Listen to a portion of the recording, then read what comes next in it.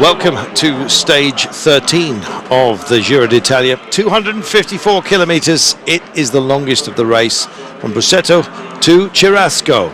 Thankfully, we have some sunshine, but as you can see, clouds in the area means that we have a swirling wind to be dealt with as well on the opening phase of today. Sadly, for Ryder Ejderdahl, defending champion, and indeed, of course, Bradley Wiggins, time to go home.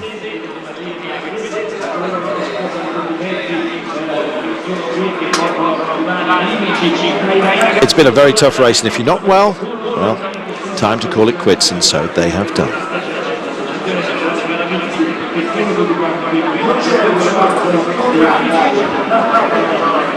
We spoke to Dave Brailsford.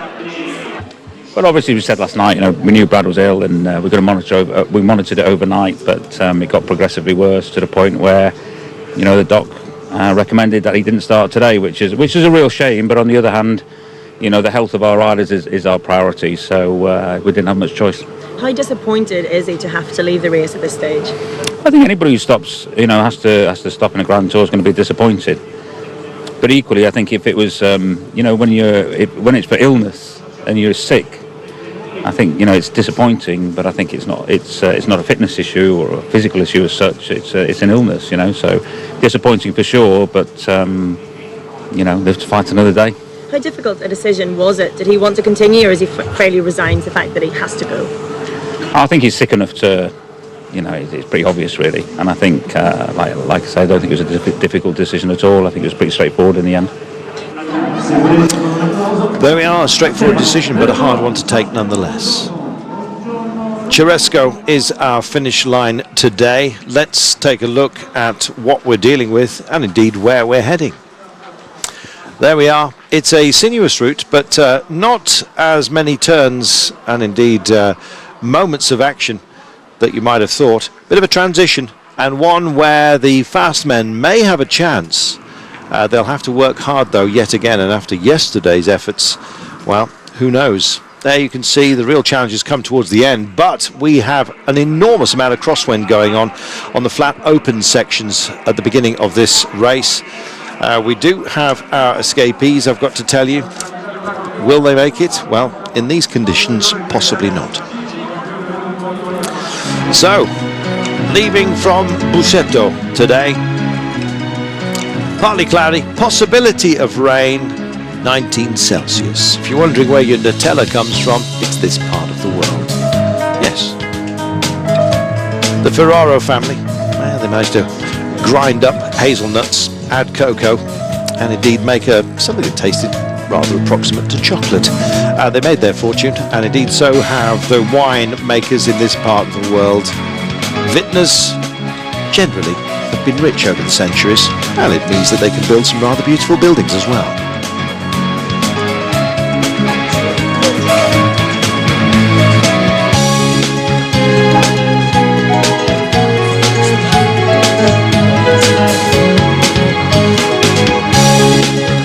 So if you like your Ferraro Rochers, this is the place to stock up.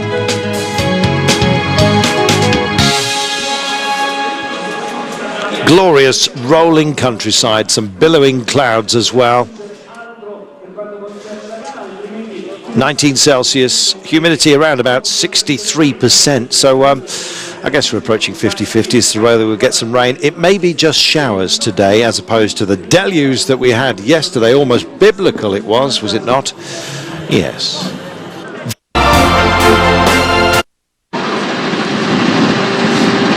Well, here are our 7 escapees in the sunshine, but if you have a look at the top of the trees along the way, you'll see them swaying all over the place, and it's had an impact.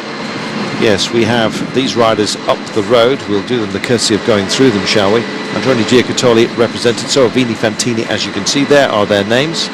Adriato for Vini Fantini, 6th in the King of the Mountains in Limousin.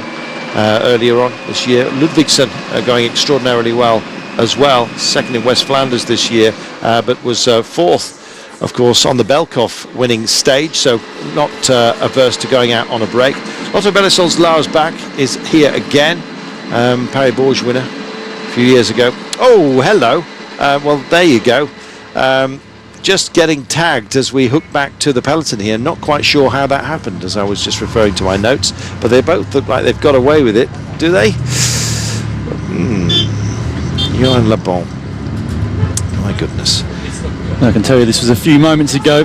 Bobridge is back on his bike, but he must have hurt himself. He really slammed into the concrete then. If you look to the left there, you can see exactly how windy it is. There's groups on your screen there, just coming back. They've split off the back of the peloton through the effect of the crosswinds, and a few teams, including Omega Pharma Quickstep, who are riding on the front of the bunch. So, keep your wits about you on a day such as today. Look at the grass, indeed it looks like oats. Yes, they're billowing around. 98.4 kilometres to go as we join our riders at the front of the race. It is an escape group. The gap has started to tumble. Mark Cavendish's team did a lot of chasing on yesterday. How much work they'll be prepared to invest in what could be a day for the sprinters today, we will see. A lot of protection having to be done. Mark in that red jersey, his avowed target. So was 100 pro wins. He took that yesterday with his third victory on this year's Giro d'Italia. And a little bit of chit-chat. We're going to see the incident again here. There it is. Well, when you get chit-chat, you get a lack of concentration, and that appears to be exactly what we had here, Dan. Well, normally I'd say yes, but the peloton was really pacey at the point where he crashed. I think there would have been a reasonable amount of concentration, but you also start to panic because when things split up in the crosswinds, when you do make it back to the group, you're determined to try and get as far towards the front as you possibly can. That's the only place to be in windy conditions like this. So we're going to see a lot of fighting today. I think Bobridge just clipping wheels, probably not wanting to let his position go in the bunch.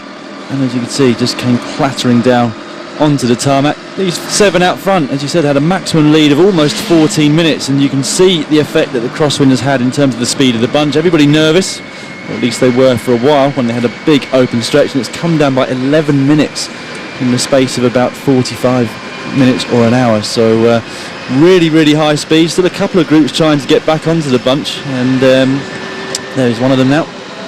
Should just about make it, because as you can see they're quite relaxed towards the front, but it has been a hard day already. Maximum speed they predicted for the day, 42 kilometres per hour.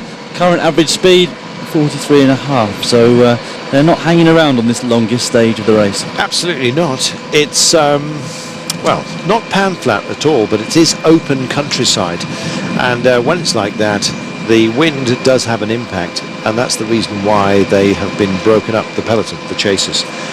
The gap was just getting too much, 13:45, far too much, and Omega Pharma yet again finding themselves towards the front. There's the planimetry, the altimetry I should say, for today, and you can see just about where they are. So they're coming to more lumpy stuff fairly shortly.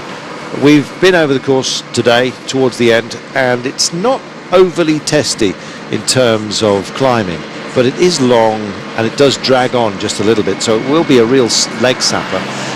By the time you get to the end, there is an arrow straight finish, and it's quite a nice introduction to it as well, because you come up the final kick up and then there's a downhill ramp, so they can actually pick up quite a bit of speed, and it doesn't kick up again before the end. So if you do get some quick men towards the fore, they may well have an impact. We'll see. Ometti then, yeah, slightly tainted then, but a couple of stage wins as well for him on the Tour de France. Ludvigsen, we mentioned, second on West Flanders this year, so yeah, he's on form, and only 22 years of age. Big powerful man for Argos Shimano, seems to be racked full of them.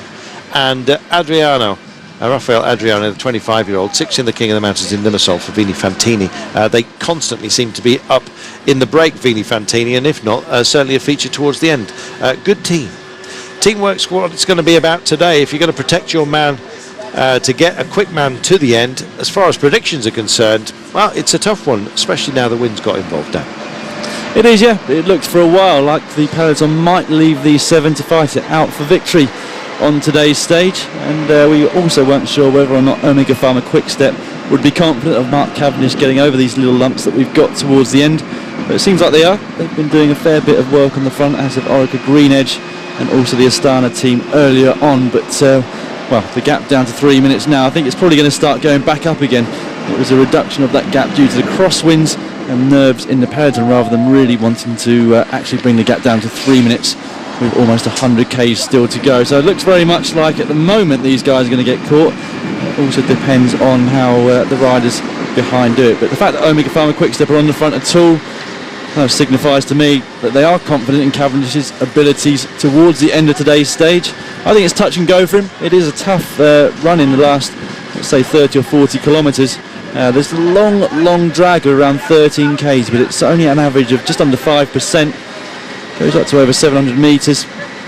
The other thing is, it just depends on how the other teams ride as well. It's not just Omega Pharma Quickstep in this race, of course, and if they've done the majority of the work, there's nothing to stop another team really putting the hammer down over these small climbs and that longer one in towards the finish and trying to drop all the sprinters. So you might see Katusha trying to do it for Paolini, or even Movistar for Ventoso, who's in your picture there, because he's been climbing particularly well over the course of this Giro.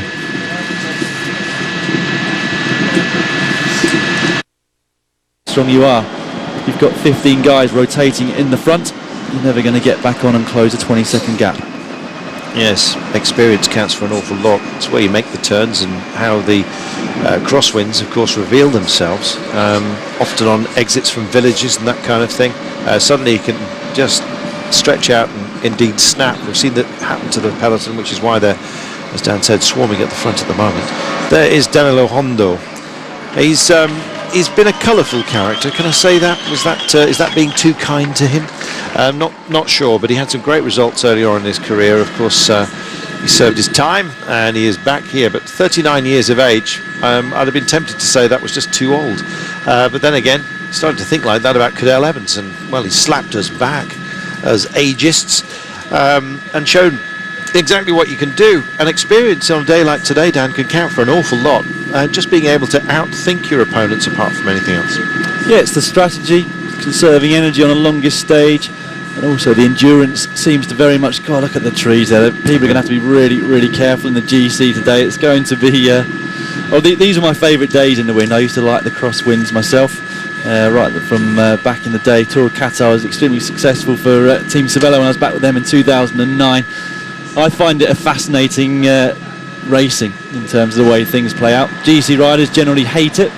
They're very nervous. It's not something for them. They quite often don't try and split things in the bunch, which is also something that surprised me sometimes. Like Team Sky, when they're so strong, quite often wish that they'd go to the front and really play havoc with the rest of the bunch and catch them out. But yeah, riders continually swarming around to the front. But yeah, it's endurance as well. 254 kilometres.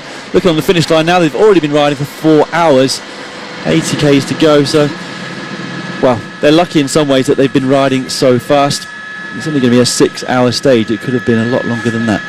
Well, I think the overall time classification for teams, and that's mainly coming down to the mountain stages where Sky have been dominant, but strength in depth. What a day to get wed. There you are. Yeah, so warning of a wed. Yes, maybe wet at the end, we'll see. The red flag out to warn them of bridal celebrations, presumably. Bike change going on here, swift as you like. You don't want to get caught out on a day such as today, and that's Trofimov that makes the swift change. Had a bike handy. He's been going well. He's not really been at the forefront of our screens, and I've not mentioned him too much so far. I think the only time I did mention him was on the third stage, which his teammate Paolini won, because he is a supreme descender, Trofimov. Never seen anybody go down hills quite like him. I think he's a former mountain biker as well. Quite small, as you can see, but he's sitting in 16th place overall.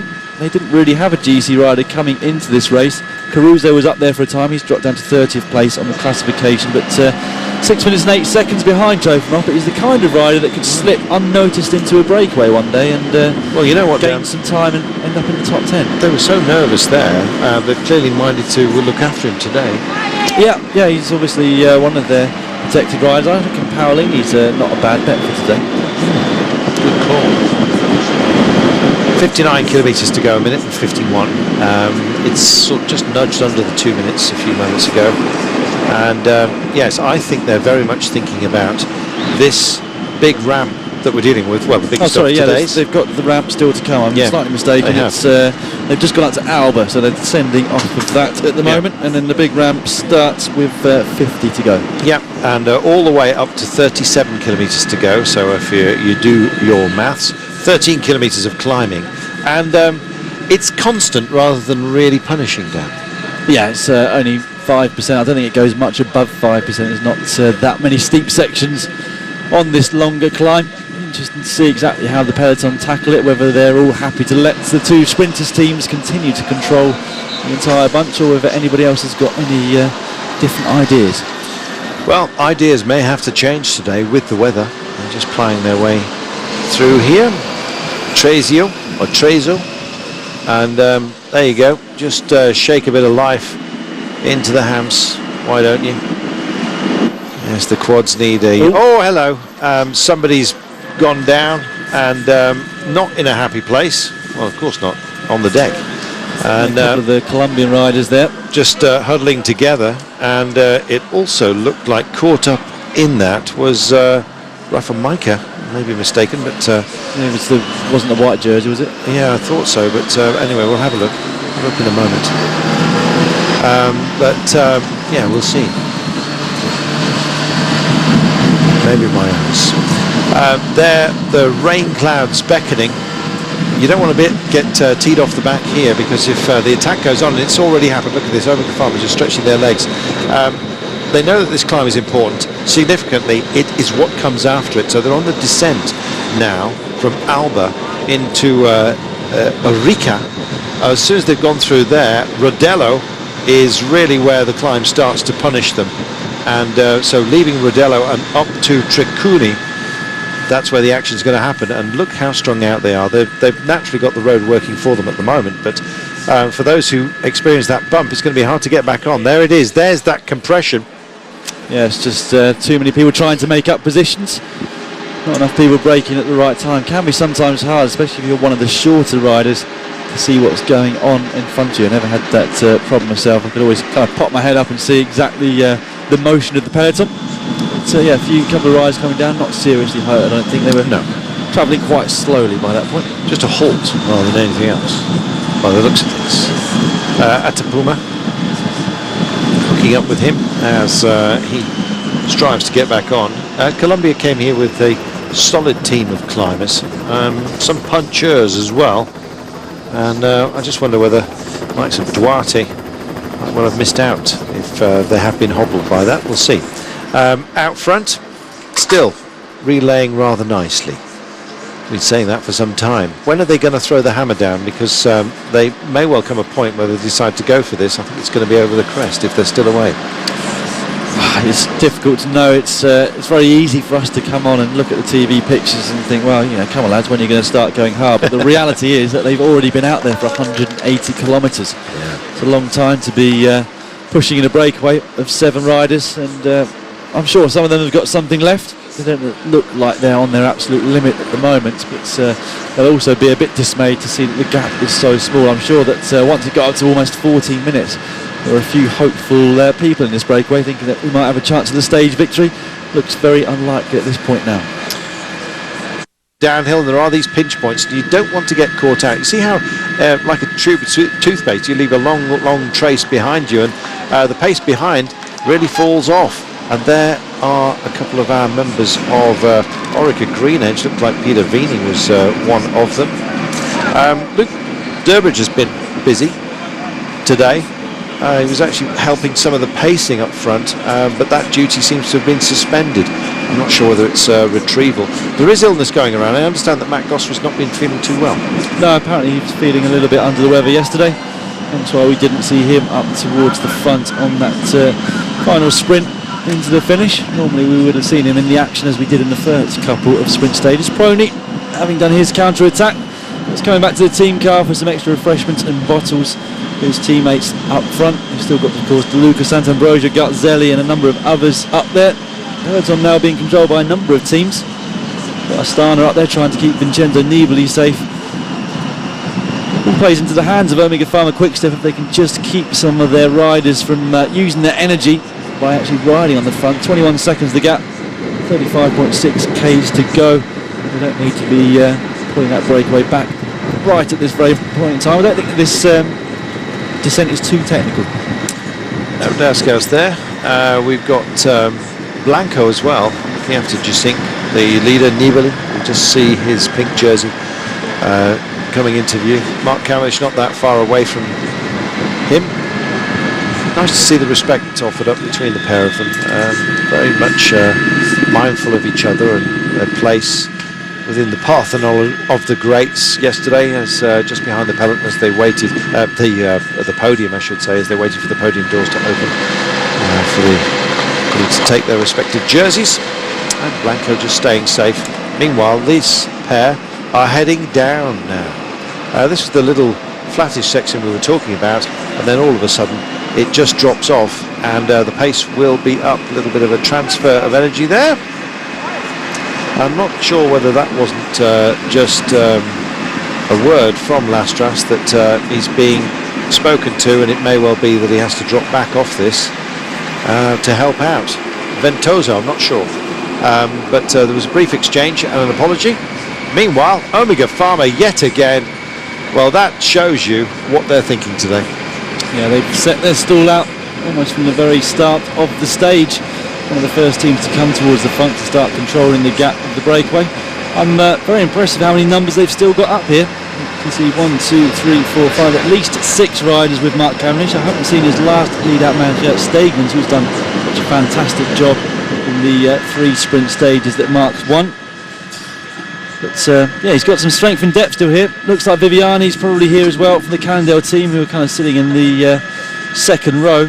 I was hearing that Matt Goss has been dropped, but we haven't got any complete confirmation of that at the moment. Well, it's a shame for Matt, because it would have been a great day for him. Powerful climber he can be amongst the quick men, we're talking. And yes, clearly not to be, which is a shame.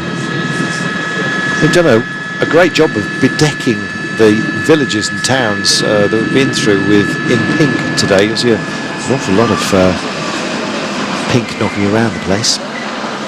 And just knocking off the pace just a little bit. Pirazzi, having done his job, is just drifted to the rear of the main group here. Picked up his solitary point in the King of the Mountains jersey competition, and can allow himself some respite, I suspect.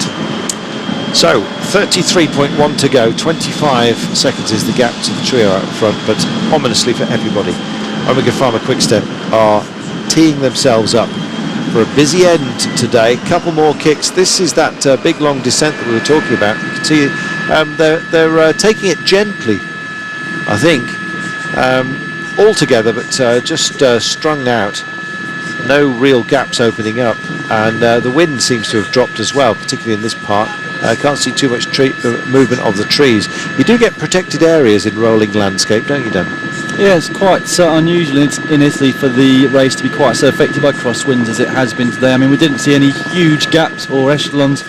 There's certainly some nervous riders. It's more up in Belgium, and of course in the Middle East for the early part of the season, where we see the big echelons happening. Holland as well, really known for the open exposed roads which lead to that, and the windy conditions. But it has played a part today. How much it will from here on in, I'm not exactly sure. It's going to be a slight crosswind once they get down here. They've got a tailwind down this descent now. They head back down to almost where they were when they started the climb, before heading left and continuing in the direction that the majority of the stage has taken so far. But just to remind you, if you've only just joined us, they're over the biggest climb of the day. They've still got another couple of kicks to go. They're not classified climbs. There's certainly been classified climbs in this race that have not been as hard as the ones they're about to face. Once they get to 22 k's to go, they come into a small village. They'll take a left-hand turn there, with some hay bales in case anyone comes off. And then with about 18 k's to go, the road starts to kick up in steps. It's around about 3 or 4 kilometres long. The descent from that, it's not too tricky. A couple of hairpins, but nothing that's going to cause any of these riders too many problems. And then just after the 10k to go banner, they hit a main road for just a few hundred metres before a very sharp right bend, which is basically the first exit off a roundabout. And from that point, they hit the very final climb of the day. And again, it's another long drag. It's over 3 kilometres in length. At the 6th kilometre to go mark, they'll turn right, and that signifies the top of the climb. and from there on it's either flat or downhill all the way to the finish, which from 4Ks to go is almost arrow straight, apart from that roundabout of 1,400 metres to the finish. Yes, very much looking forward to it. We talk about wide open spaces. The Vuelta, of course, Tour of Spain offers up some very barren landscape. Couldn't be more different here, I suppose, with all the greenery that we're dealing with. And Lastras Garcia giving us a masterclass, I think, in bike handling skills down some of the hairpins that we've seen. Not too many today, but a nice downhill run. So it was almost like a hummock that they dealt with along the way. A couple more bumps as Dan has just been pointing out, and indeed that last downhill ramp, which is going to see some exceptional speeds. I think it's going well. We're not going to make too many more predictions because we've been so many today. That looks like Lars back, Lotte Belisol who's going back on along with Barret. 30 to go, 21 seconds the gap, and look at the pace. They're still keeping it high up towards the front. We don't need to catch these guys right now. There's a couple of groups coming back on.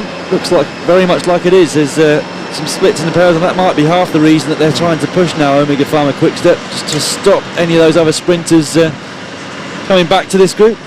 Just trying to decide whether it's groups getting back on or whether it's started to split on the descent. Difficult to tell at the moment. I'm not really sure the battle plan either, because there's still a long way to go, 30k, but they've got the firepower, Omega Pharma. I thought after yesterday they'd be plumb tuckered out, but yeah, they sometimes you feel less tired when you've actually got a job to do on the front, or just anything really. If you have absolutely nothing to do on a stage and you're just cruising along, it's mentally you start feeling tired, and then physically at the same time. Once you start to get the adrenaline of actually having a focus, you know where you've got to be at the front, you've been given a kilometre where you need to ride up to, and anything after that is something extra, then it just makes things that much easier. It's the same with everything actually in these grand tours. Everything's split down into small goals. Often people ask me, how do you get through a 3-week race? Well, you start to split it down, and so the first things that you think about at the very end of the race, which of course in the Tour de France is the Champs-Élysées, and in the Tour of Italy it's just wherever it finishes that year. Beyond that, you start thinking about the 2 rest days that you've got, so the 2 Mondays for this instance. Beyond that, you think about the finish line of each day, and then within each stage you've got, of course, the mountains broken down, and it makes it into smaller chunks. It just makes it that much easier to contemplate. You don't think about the 3 weeks all in one go, of course. So now I think there's a bit of negotiation going on. Gatto and Rabatini, I think, has made it over as well, and I suspect you may well see the yellow of Vini Fantini suddenly just hitting out. They've still got another kick to go down. They've got to go up again before they can come down into town. Yeah, just around about 9.5 kilometres to go, possibly 9. They hit the last climb of around 3 kilometres, which peaks at 6Ks to go. We get down here and see if Mark Cavendish is still in there, and what other sprinters. Ventoso for sure is still there. There is Mark Cavendish on the bottom of your screens. Well, this is going to be a close one. He's still there now. This group in front are not working that well together. It looks very much like they'll get caught on the downhill. Once they hit the 10k to go banner, they start to fork onto a much bigger road, but only for a few hundred metres. Then they've got a very, very sharp right turn, which is on a roundabout. And then they've got the last climb up towards the 6Ks going up, which marks the top of that last climb. Then it's almost arrow straight to the finish, and slightly downhill and tailwind as well. So yeah, we're in for a fast finish, that's for sure. Very much so. And I think because of that, the likes of Oscar Gatto decided to make the investment energy-wise on these little lumps coming into town, because he knows that he's going to have some legs by the time it gets to the end. The satellite riders that they've sent up will play into their teammates' hands behind, don't forget, for the likes of Movistar. 2 of their number here, but one of them is not Ventoso, but he's quick enough on the right day, and he is very close to Mark Cavendish, whose team have had to work hard. Mark Cavendish himself has been protected, so he will have some energy, but they're starting to show a gap here. Yeah, there's a reasonable gap. It's just what teams are willing to chase. Well, Omega Pharma Quickstep now back on the front with 4 riders in front of Mark Cavendish, so they're really hammering it down this descent, and it's a good descent to do the work on. Look at this. Actually, they could cause some problems at the back of the group on this descent if they start to go really hard, but well, the quick men who can't climb as well as Mark Cavendish, Dan, may well be found out by the pace if they've left something behind. He did a great climb there, probably better than some of his teammates. Yeah, he's looking very, very good indeed. It's hard to get an identity of any of the other sprinters who are left in this group, but we know that Lastras is there from Movistar. I think that's probably, sorry, not Lastras, Ventoso. And I think that's probably what Lastras was saying to his teammate, that maybe we should start working for Ventoso for a sprint, because of all of the sprinters, he seems to have been climbing the best in this tour so far. We're looking at the back of the peloton right now, and it is very, very strung out. It may well be as much as a kilometre.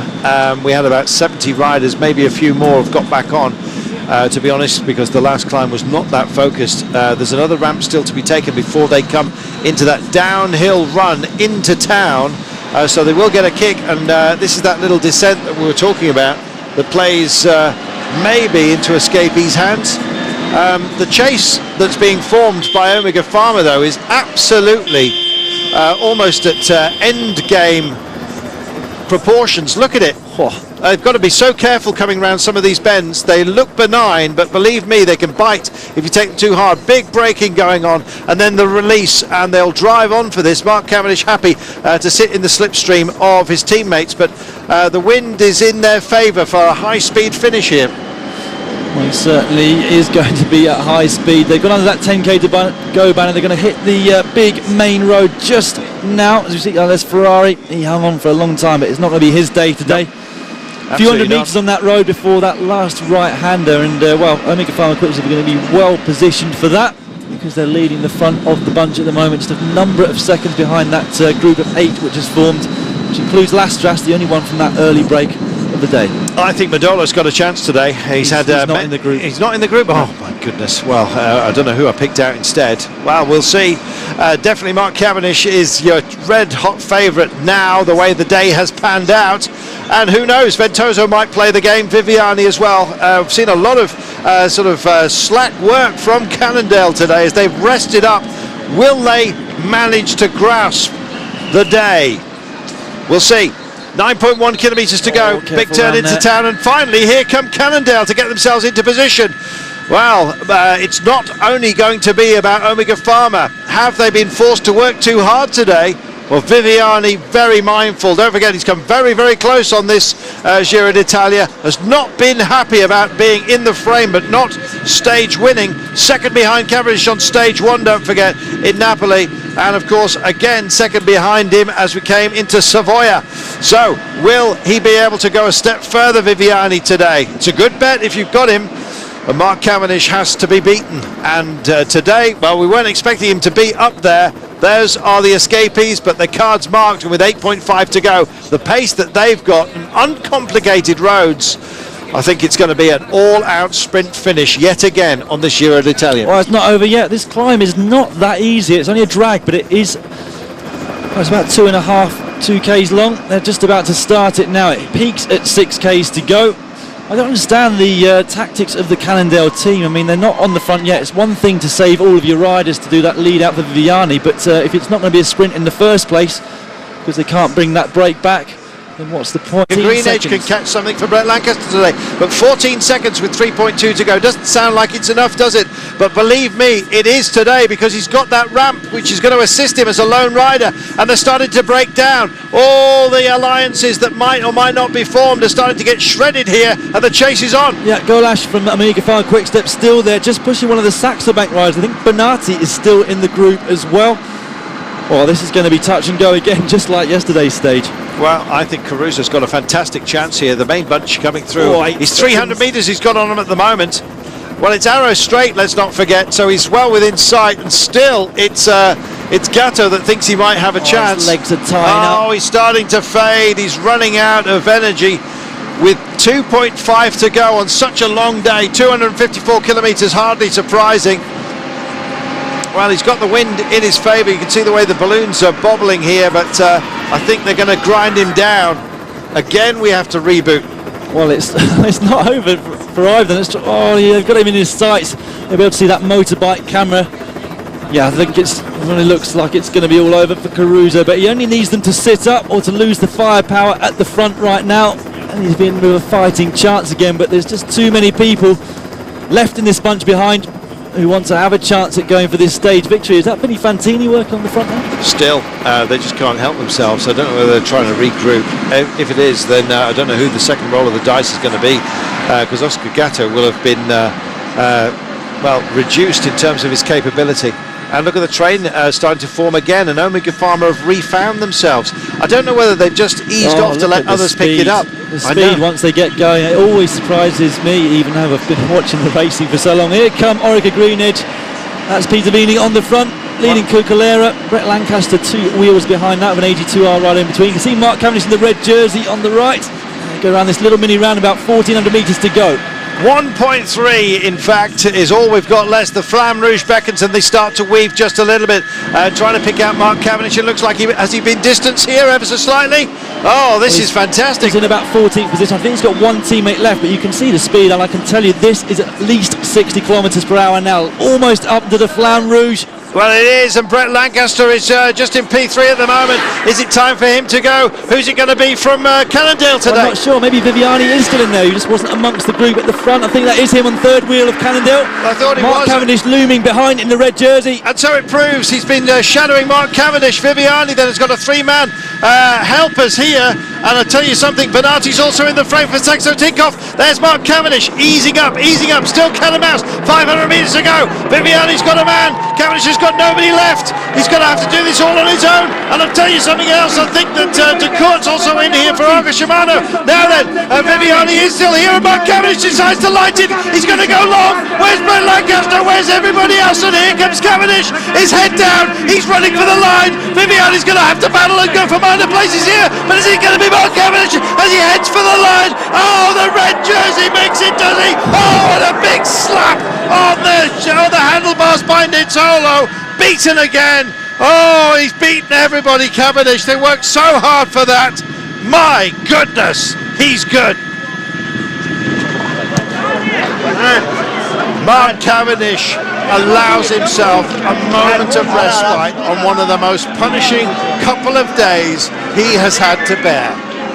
He's done it again. Fourth stage win on this year's Giro d'Italia, and Mark Cavendish just, it seems, can't help but win. Amazing. He picks it up when he needs to. His team support him unbelievably, and it doesn't matter how much of a hammer blow the others try and issue. He just seems to have something on the day. It's called power. And indeed poise. Let's take a look at it. Look where Mark Cavendish is right now. He's in 8th place. Little bit of a balk. He can show he can fight as well. Gets into one of the Colombian riders. The train looked to have been absolutely perfect out there for Cannondale. But Mark Cavendish was stalking, still waiting, and this was the moment, around about 350 minutes to go, that he lit it up, and he was passing, sailing by them, and just look at that. How on earth do you keep up with a man like Mark Cavendish? Well, you can keep up, but you might not be able to get past.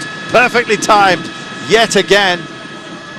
Nizzolo nearest to him, and Mezgec again. Amazing performance by the Argo Shimano rider.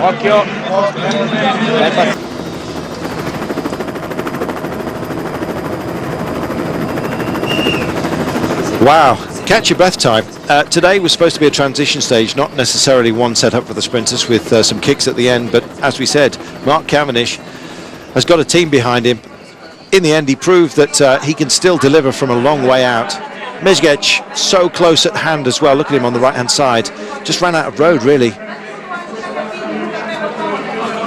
Nizzolo coming closest on the day as Mezgec just backed out ever so slightly. We have loved today. Been some beautiful countryside. We've been blessed with the weather, thank goodness, amongst the showers. Mark Cavendish makes it 4 stage wins on this year's Giro d'Italia. Will he win red?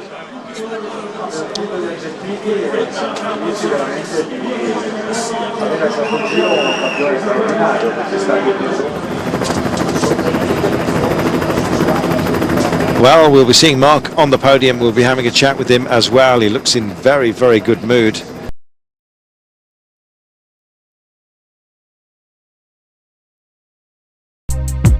Stage 14 saw the move to the Alps, 180 kilometres from Cervera to Bardonecchia. The dreadful weather that has been much part of this year's race didn't dampen the spirits, certainly not of the local fans, but it did force the organisers to modify the route, with the climb and more specifically the descent from Sestriere cut due to the freezing conditions.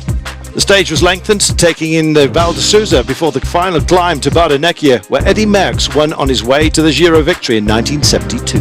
We joined the action as a three-man breakaway reached the bottom of the final 7-kilometre climb. Well, it's a brave breakaway, you have to say. And Paolini, at the moment, what is he thinking? Well, he went away early in this stage with a group of 4. Trentin of Amiga Farmer Quick Step dropped on the run-in to this final climb of the day up the Jaffrà, but he's being dropped. Well, he's still with Colbrelli and Pietropoli.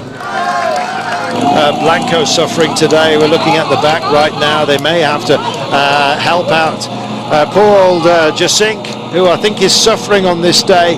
A lot of the quickmen as well, even further back. Let's not forget there will be a cut-off today, but it might well be a generous one because of the weather conditions, which have just been so nasty on this day. Paolini's gone off. Yeah, I don't think he's accelerated too much. I think he's just kept a continuous pace all the way up, and the other 2 riders here unable to follow the Italian. 2 kilometres to go. When's it gonna come? He's looking twitchy. Just spotted one of the Cannondale riders as well. I think that must be Caruso, and I thought he must be feeling good today because earlier on in the stage the pace setting was being done by the Cannondale team. Come weather permitting, and yeah, hammer down, is it? Is that the time to go? Is that what he was beating out on the handlebars? I don't think they're out of shape. Look at this. 30 seconds. It's already happening, and they're wilting these guys up front. Wow, that gap came down incredibly quickly, and he's obviously got wind of that, Paolini, because he decided to up the pace again. He can't have much left in his legs now.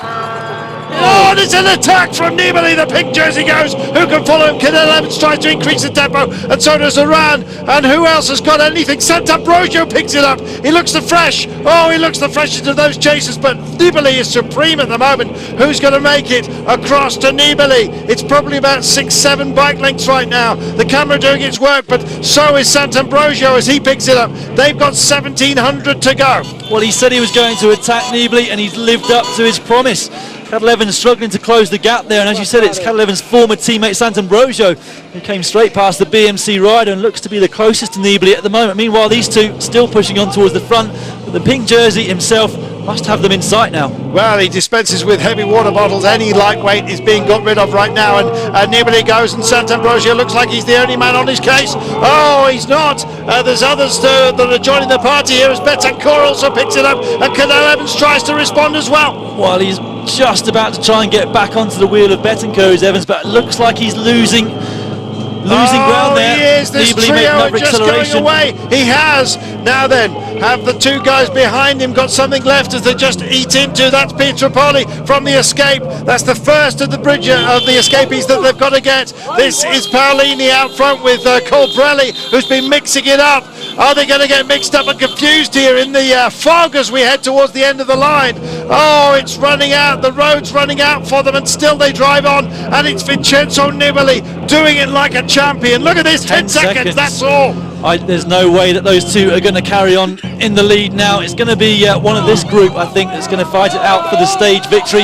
Evans doesn't look to be able to claw his way back, but he's dogged, Evans. He never gives up, and I wouldn't count him out. If Nibali just starts to slow down a little bit, we could see the Australian getting back on. Well, the fans also getting him mixed in amongst this. The riders are coming up good and quick, and it's the catch. There goes Paolini. Oh, and the last roll of the dice from Colbrelli here. But look at Nibali, and look at Sant'Ambrogio. He's weaving over the road. Some of the fans just getting in the way, and Betancourt is also staying in touch.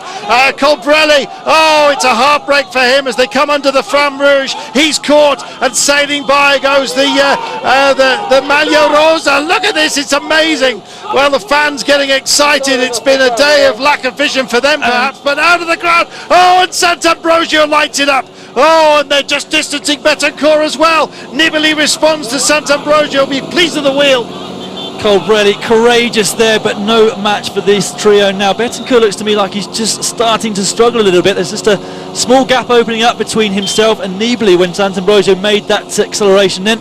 800 metres to go. Sant'Ambrosio just beds in behind the pink jersey, and they'll go in line round the shortest route. As soon as the road straightens up just a little bit, you may well see a counter-attack. They're all wanting stage victories here. That's the 800 marker, and Sant'Ambrosio hasn't had a win yet on this Giro d'Italia, and he's looking for it. He's always been hovering amongst the top 5. Is he hovering and waiting for victory here? Nibali, though, is absolutely supreme, it seems, in that pink jersey. Betancourt has popped, and Sant'Ambrosio, he'll know that. So it's between us two. Will it spur him on? And it does. He picks up the pace. Will they share duties here? Well, nothing between these two at the moment, but let's not forget we've also got the bonus seconds here on the finish. 20 seconds for the first one over, and I think Nibali would quite like a piece of that because he wants to distance Cadel Evans as much as possible, both on the road, and if he can take the 20 seconds bonus, all the better. 600 metres to go, and Sant'Ambrosio knows that. Maybe there'll be a little bit of an agreement between them. I do not know. Sant'Ambrosio could well be a threat, don't forget. He's a man on form coming to this Giro d'Italia,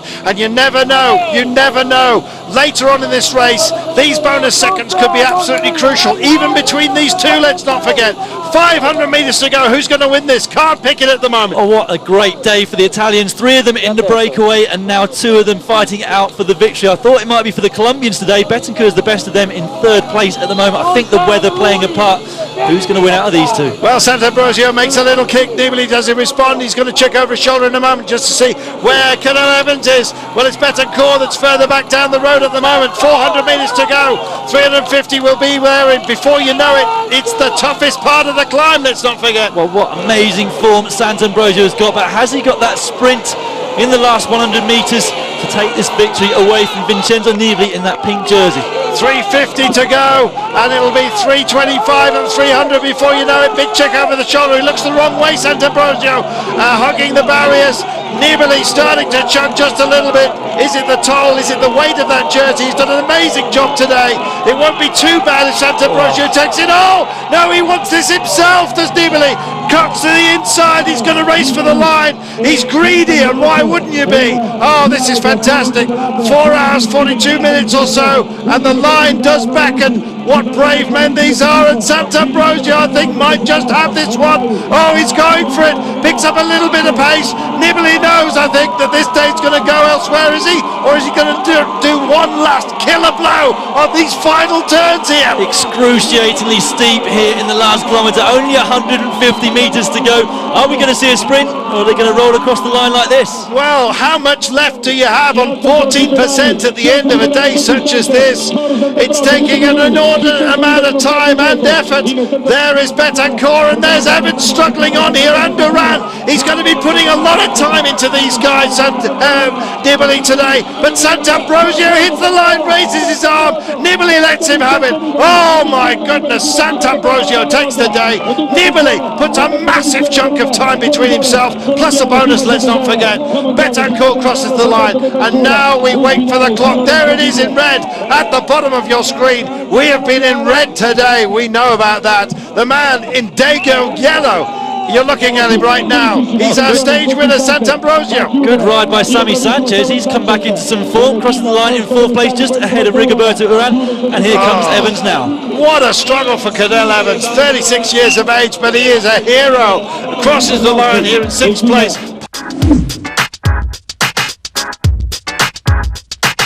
Santa win, albeit an uncontested sprint.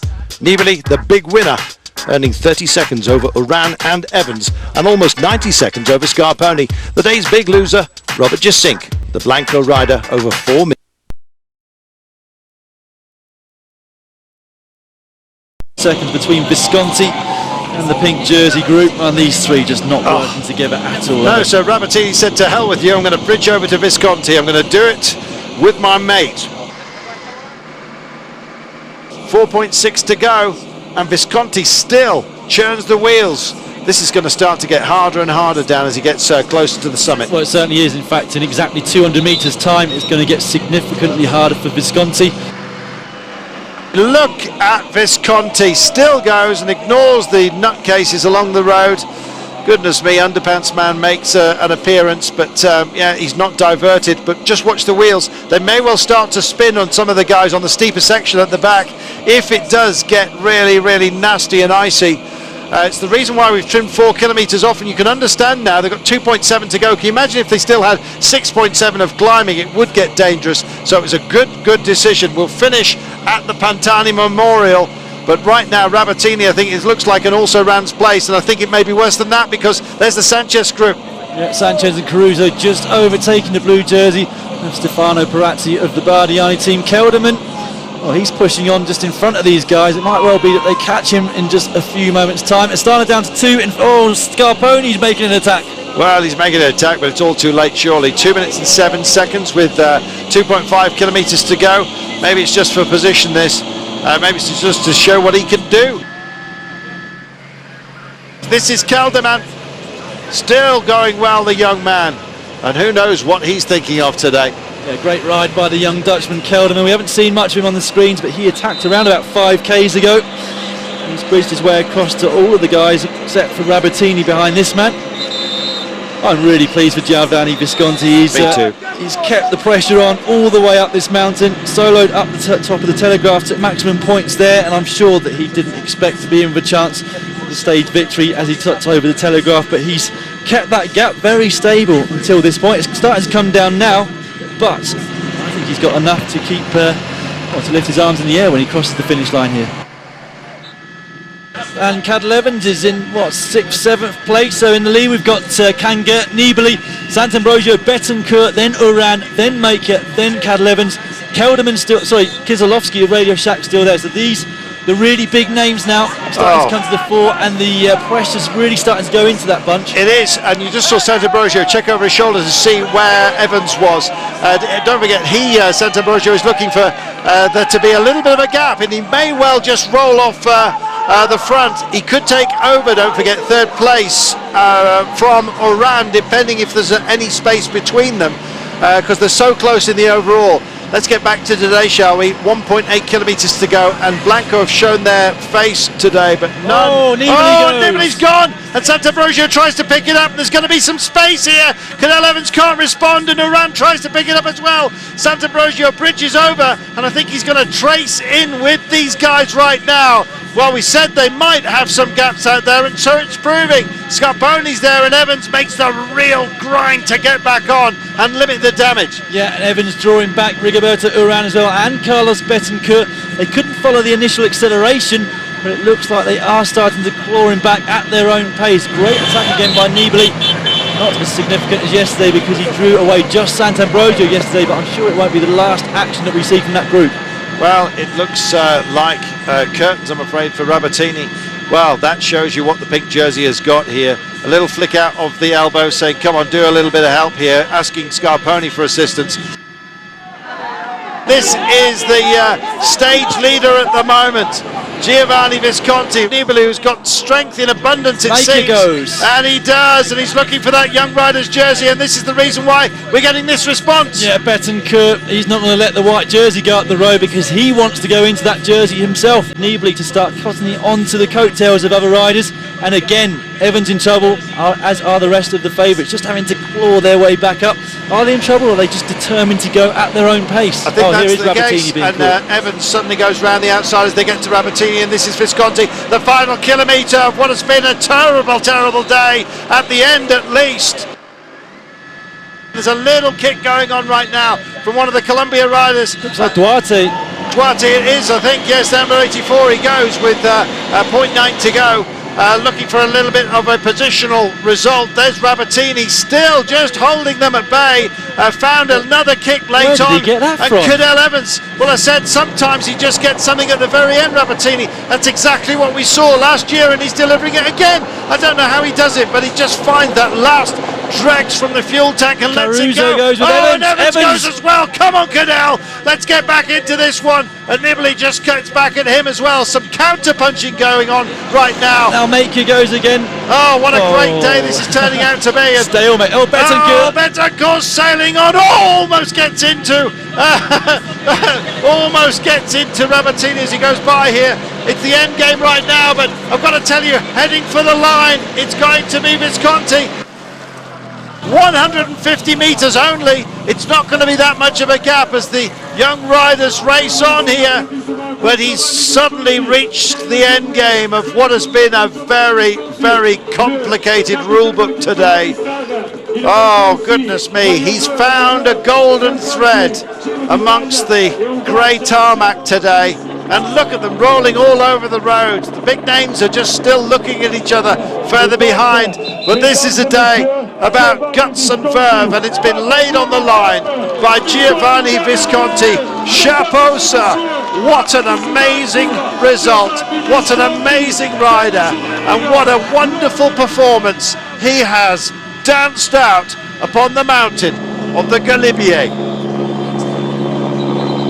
Wow, here come the young riders, and they've got just about nothing left, and you know what, they're going to get found out here as well on the final curves. Niemiec goes round them, the clock rolls on, but it's going to be the white jersey that comes across the line right now. Absolutely exhausted is Visconti, and it's going to go to Lampre, this one, and hardly surprising.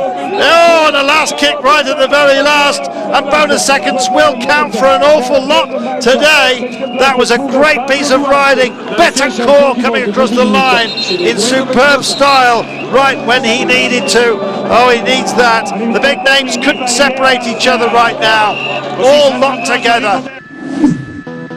It was a gutsy, dramatic win by Visconti in appalling conditions. The first Eurostage win of his career. Betancourt won the battle of the white jersey contenders ahead of Niemiec and Majka, the GC contenders 54 seconds behind. Without doubt, it's the best day of my life. I've won 3 Italian national titles, and sometimes I've even been criticised for it, because it's been said that it was only 3 national championships. Today, I won an incredible stage. I'm speechless, and it's made up for over a year and a half of bad luck. I unleashed all my anger on those pedals. I'm incredibly happy. He maintained his advantage, the only change in the top 10. Pozzovivo swapping places with Gomez.